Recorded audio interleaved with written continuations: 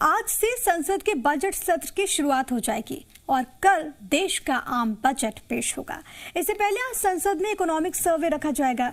इसमें जीडीपी के अनुमान पर सबकी नजर रहने वाली है। आम तौर पर देखिए, बजट से ठीक एक दिन पहले सरकार संसद में इकोनॉमिक सर्वे पेश करती है। दरअसल ये बेहद अहम होता है, जो कि बजट की पूरी तस्वीर पेश करने वाला होता है। खास रिपोर्ट आपके लिए।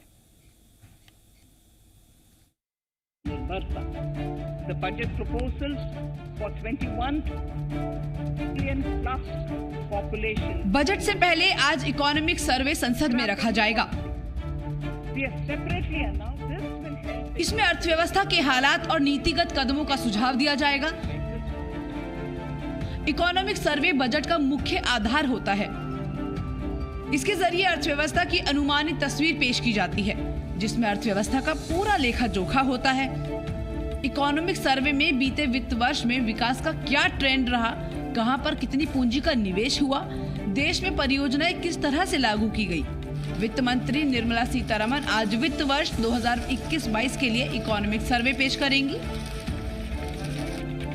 इकोनॉमिक सर्वे से पहले संसद के दोनों सदनों में राष्ट्रपति का संबोधन होगा। बजट से पहले पेश होने वाले इकोनॉमिक सर्वे में जिन आंकड़ों पर सबसे ज्यादा नजर रखी जाती है, उनमें अगले वित्तीय वर्ष के लिए जीडीपी का अनुमान भी शामिल होता है। पिछले इकोनॉमिक सर्वे को कोविड-19 महामारी के बीच पेश किया गया था। देश महामारी के असर से बाहर आ रहा है, जिसकी झलक आज पेश होने वाले इकोनॉमिक सर्वे में देखी जा सकती है।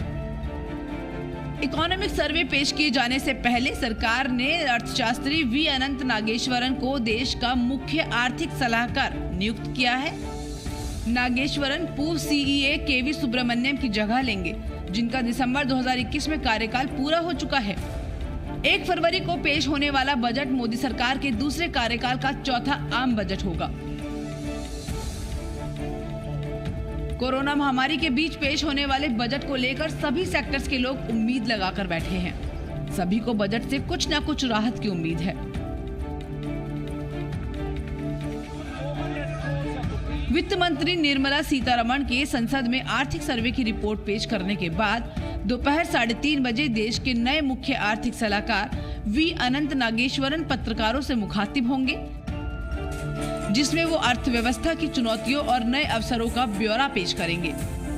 ब्यूरो रिपोर्ट, जी मीडिया।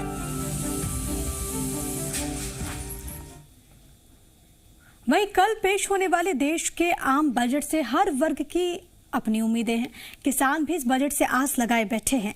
छत्तीसगढ़ के किसान समर्थन मूल्य से लेकर फसल बीमा योजना तक में सुधार और बदलाव की मांग कर रहे हैं। साथ ही इंतजार है कि मोदी सरकार के इस वादे के पूरा होने का, जिसमें 2022 तक किसानों की आय दोगुनी करने का भरोसा था।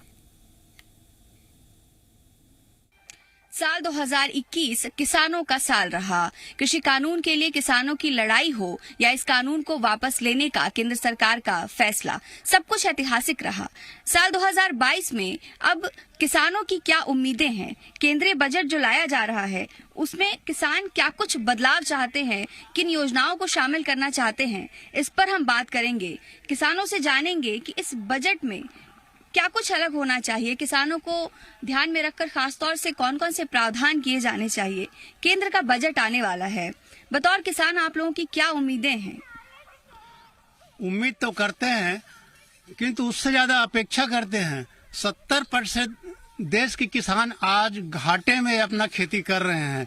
कृषि बचना मुश्किल है, इसलिए जो लागत काफी आ रही है, जिसको कवर करने के लिए कृषि में जो कुल बजट का 50% शामिल किया जाए, कि किसान सम्मान निधि जो दिया जाता है वो नाम मात्र का होता है, वो पूरा कवर भी नहीं हो रहा है, उसको भी बढ़ाया जाए और सभी किसानों को कवर किया जाए। फसल बीमा योजना के तहत किसानों को लाभ नहीं पहुंच पा रहा है, उसे सरलीकृत करते हुए आसानी से फसल नुकसानी पर बीमा का दिया जाए। इसी तरह से प्रधानमंत्री जो बोला था कि हम 2022 में किसानों की आय दोगुनी करेंगे, और ये तभी हो पाएगा जब बजट में पर्याप्त प्रावधान होगा, तो प्रधानमंत्री के वायदा का भी पालन होगा। बिल्कुल, तो बहुत से छोटी छोटी बातें आपने बताई हैं, एक एक करके इन सब पर हम बात करेंगे। और इन्होंने जो बातें कही, कितने सहमत हैं आप? किस तरह से बदलाव चाहते हैं? बतौर किसान क्या उम्मीदें हैं आपकी? हाँ, हमारे फसल जो 15 कुंटल धान 15 कुंटल खरीदते हैं शासन, चूंकि उत्पादन हमारे हर किसान के पास 25 कुंटल का होता है, पूरा उत्पादन को शासन सीमित जो रेट बनाए हैं उस रेट में खरीदें और तभी चाहते हैं कि पूरे फसल की खरीदी समर्थन मूल्य पर हो, पूरे फसल की खरीदी, और उसको गारंटी देना चाहिए। जो अभी वर्तमान में लागू किए थे कानून, उसको वापस लिए हैं, उसी तरह एमएसपी को भी गारंटी देना चाहिए, क्योंकि बचत धान को अभी किसान हम 12 से 1100 रुपया कुंटल में कोचियों को दे रहे हैं। तो किसान कहाँ से 2022 में जैसे बोले थे कि 2022 में किसान की आय दोगुना कर देंगे, किस तरह से किसान की आय दोगुना होगा। इसलिए कृषि बजट में प्रधानमंत्री को चाहिए कि किसानों की जो कृषि बजट है उसको बढ़ाना चाहिए। तो किसानों की आय दुगनी की जाए, इसके साथ ही इस बात का प्रावधान किया जाए कि किसानों की पूरी फसल जो है वो समर्थन मूल्य पर खरीदी जाएगी। अच्छा, कोई ऐसी नई योजना आप चाहते हैं क्या जो किसानों के नाम पर आनी चाहिए इस बार? पहले तो ये बजट में किसान बजट अलग से होना चाहिए, अलग से बनना चाहिए। प्रधानमंत्री ने खुद बोला था कि सन 22 में मैं किसानों का आय दोगुनी करूंगा करके। तो ये तो 22 तो लग गया है और इसको बजट बढ़िया आ रहा है, सामने है बजट, तो इसमें दोगुनी करने का उसमें प्रावधान करना चाहिए और दोगुनी करना चाहिए, तभी फायदा होगा किसान को। आप लोग क्या सोचते हैं कि आय को दुगना करने का कोई जरिया है, कुछ बदलाव हो कि आय दुगनी हो सकती है, कोई समाधान आपको नजर आता है?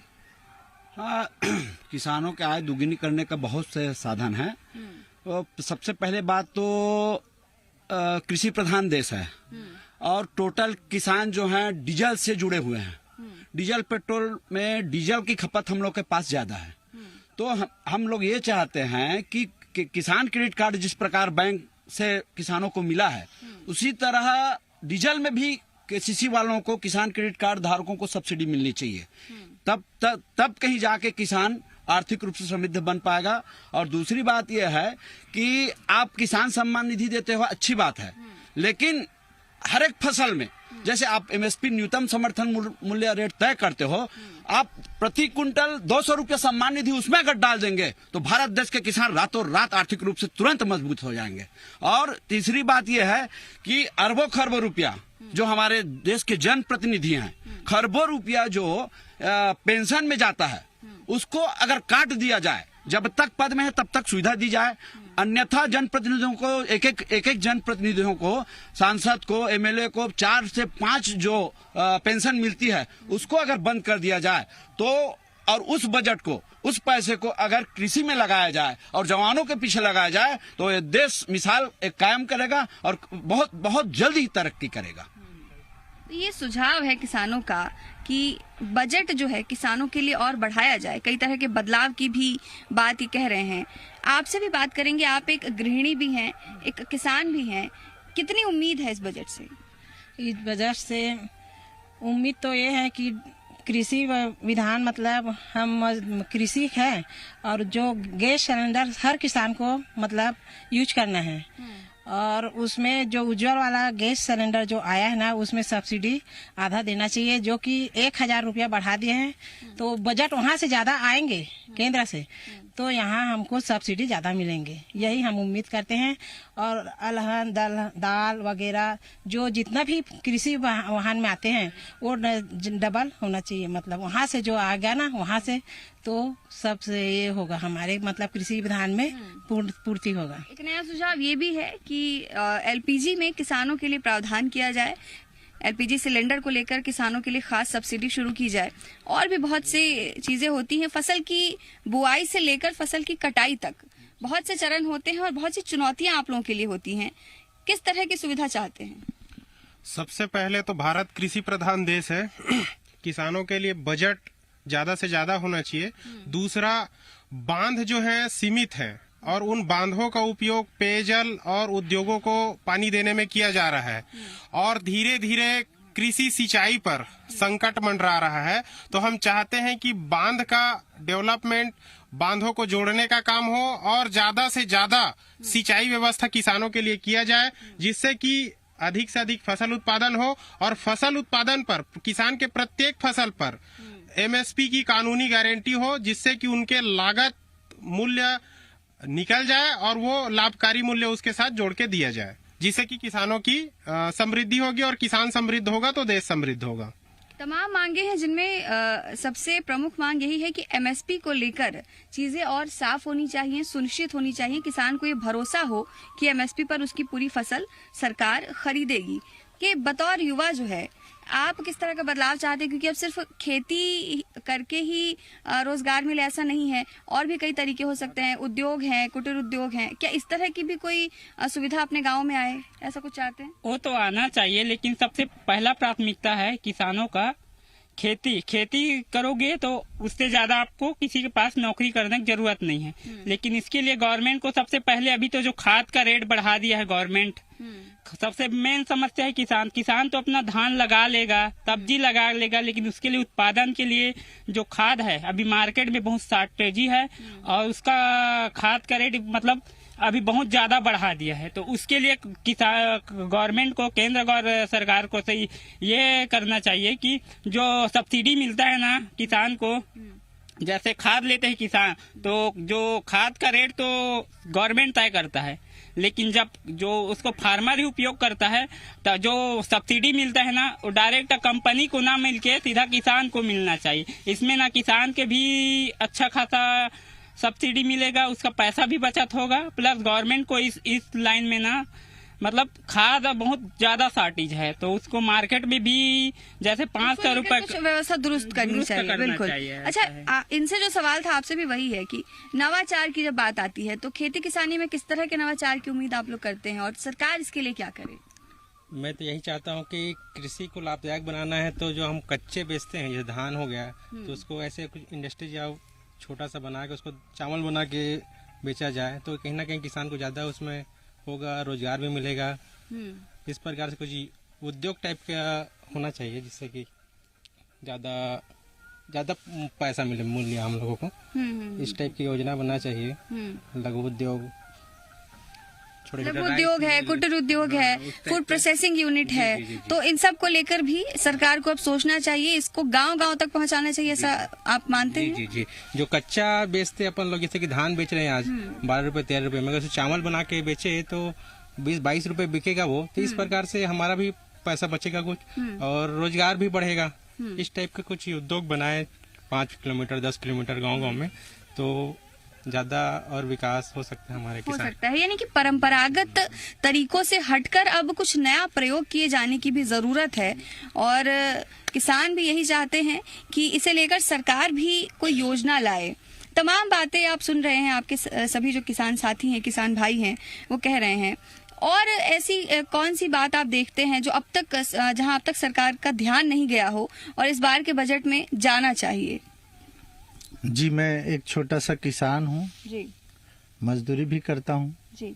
आज इतनी महंगाई बढ़ गई है कि मैं अपने बच्चे को अगर पढ़ाना भी चाहूँ तो नहीं पढ़ा सकता, और इस कोरोना महामारी ने तो शिक्षा क्षेत्र पर ज्यादा प्रभाव डाला है। आज बच्चे बेरोजगार हो गए हैं। ग्रामीण विकास की तरह, ग्रामीण विकास के अंतर्गत मैं मोदी जी से निवेदन करना चाहता हूँ कि गांव में ही एक अच्छी योजनाएं लाएं, ताकि युवा बेरोजगारों को कुछ करने का मौका मिले। 2 बातों का जिक्र आपने किया कि एक तो शिक्षा को लेकर आपने कहा कि हर किसान जो है अपने बच्चों को शिक्षा दिला पाए, ये सुविधा अभी नहीं मिल पाई है, और दूसरा रोजगार। तो इस क्षेत्र में और क्या होना चाहिए? सरकार को क्या कदम उठाना चाहिए? किस तरह से किसानों की मदद की जा सकती है? जी, हम लोग गांव से जुड़े हैं, तो हमारे लिए कृषि ही प्रधान है। इसी के अंतर्गत ऐसे ही योजनाएं लाएं ताकि हमें ज्यादा से ज्यादा लाभ हो सके, ताकि हम अपने बच्चों को रोजगार दे सके। यानी कि अगर गांव का बच्चा है तो उसकी पढ़ाई से लेकर उसके रोजगार तक की सुविधा गांव में हो, इतनी व्यवस्था सरकार करे। जी, यही चाहते हैं। बिल्कुल। कोरोना और लॉकडाउन का जिक्र हुआ है, उसको लेकर भी बात करेंगे कि कोरोना और लॉकडाउन ने किसानों को कितना प्रभावित किया और उस प्रभाव को देखते हुए आप क्या चाहते हैं कि किस तरह के नियम बने, किस तरह की योजनाएं बने, ताकि अगर फिर से इस तरह की कोई स्थिति बनती है तो किसानों पर भार ना आए? अगर कोरोना और को देखते हुए अगर भारत सरकार चाहता है तो कृषि में ज्यादा से ज्यादा MSP को लागू करे। कृषि प्रधान देश है भारत देश, कृषि प्रधान देश है, तो कृषि प्रधान देश में कृषि के प्रति ज्यादा से ज्यादा पैसा लगाए ताकि भारत देश उन्नत देश बन सके। उन्नत देश नाम मात्र का है और होता कुछ नहीं है। अभी कोरोना में हम लोग सब कृषि प्रधान देश वाले और सब किसान भूखे मर रहे हैं, समझ के चलिए। जिसको अच्छा उजागर बनाने के लिए उसको MSP को बहुत ज़्यादा ही मायने देना चाहिए और अभी जो कहा जाए फसल अभी क्षति हुआ है उसमें अधिक से अधिक मुआवजा दिया जाए। बस बिल्कुल। अच्छा, एक बात का जिक्र हमेशा होता है कि मौसम की वजह से फसल प्रभावित होती है और मुआवजे को लेकर किसान भटकते हैं। केंद्र और राज्य की किस तरह की भूमिका हो, क्या आप सोचते हैं इसको लेकर? सरकार द्वारा कृषि बीमा योजना किसानों के लिए लाया जाता है, लेकिन उसका लाभ किसानों को मिल नहीं पाते हैं। इस वर्ष अभी बरसात के फसल में इतना मतलब क्षति हुआ है और जब किसान उसको मांग करते हैं शासन से तो बीमा वाले कहते हैं कि इसका समय निकल गया। तो ये योजना लाते हैं, बहुत अच्छा योजना लाते हैं, लेकिन इसको पारदर्शी करें। इसमें पारदर्शी नहीं हो रहा है। किसान जानते नहीं है कि इसके कब तक डेट है, कब खत्म हो जाएगा और कब से शुरू होगा, ये मालूम नहीं रहता है। बस लिख दिए और पैसा काट लिए, हो गया। तो इसमें पारदर्शी लाए शासन। यानी कि जानकारी के अभाव में किसानों को ये लाभ ही नहीं मिल पाता, ये कहना चाह रहे हैं? हाँ, जानकारी के अभाव में किसानों को कोई लाभ ही नहीं मिल पाता है। बीमा के शर्तों में त्रुटि है। हाँ, किस तरह की त्रुटि देखते हैं आप? इसमें एक तो प्रधानमंत्री फसल बीमा योजना में जो निर्देश है वो कहते हैं खेत से खलिहान तक आपका रिस्क कवर होगा, जबकि 15 दिसंबर को उसका अवधि समाप्त हो जाती है। उसके बाद उसका फसल चाहे बाढ़ से हो चाहे आगजनी से हो, अगर बर्बाद होता है तो कवर नहीं करता। जबकि अभी भी आज जनवरी लग गया है, अभी भी धान कटाई नहीं हुआ है। इस गांव में नहीं हुआ है, पास के गांव में नहीं हुआ है। तो ये कैसी बीमा की नीति है? उसको तो काफी सरलीकृत होना चाहिए। चाहे खेत में नुकसान हो चाहे खलिहान में नुकसान हो, किसी प्रकार का नुकसान होता है तो उसको बहुत जल्द उसका रिस्क कवर करना चाहिए, मुआवजा देना चाहिए। ये जानबूझकर किसानों को लाभ पहुंचाने के लिए नहीं, बल्कि बीमा कंपनी को लाभ पहुंचाने के लिए ये प्रधानमंत्री फसल बीमा योजना लागू किया गया है। इसको सुधार करना चाहिए, तभी लाभ होगा किसानों को। मैं एक चीज और बोलना चाहूंगा जी, बताइए। देखिए, जब हम बाइक की अपनी इंश्योरेंस कराते हैं, अपनी बाइक ठुक जाती है तो उसका क्लेम मिलता है। यहाँ पे किसान इंश्योरेंस कराता है अपनी फसल का और उसका एक व्यक्ति का फसल गांव में खराब हो जाए तो उसको क्लेम नहीं मिलता। पूरे गांव का फसल खराब होना चाहिए, ये कंडीशन है अभी। तो भाई मैं अपनी बाइक का जिम्मेदारी लूंगा, पूरे गाँव का बाइक थोड़ी ठुकवाऊंगा अपने बाइक की क्लेम लेने के लिए। तो इसमें यूनिट जो है किसान को खसरा नंबर को माना जाना चाहिए। इस टाइप की बहुत सारी चीजों में सुधार करने की आवश्यकता है। अन्यथा फसल बीमा योजना सिर्फ दलाली का और जो कंपनियों के जेब भरने का ही बीमा योजना है, किसानों का नहीं है, सिर्फ नाम किसान का है। तो तमाम मांगे हैं, चाहे वो खाद की किल्लत की बात हो या MSP तय किए जाने की बात हो या बीमा की जो प्रक्रिया है उसे आसान करने की बात हो। किसान ये चाहते हैं कि इस बार के बजट में उन्हें मजबूती से हिस्सा दिया जाए और ऐसी योजनाएं लाई जाए जिससे किसानों को लाभ मिल सके, खेती आसान हो सके। जी मीडिया के लिए कैमरामैन सुशील के साथ रायपुर से रजनी ठाकुर। तो उम्मीदों का बजट है, किसकी उम्मीद पूरी होगी वो कल पता चलेगा। फिलहाल इसी के साथ खास पेशकश में इतना ही।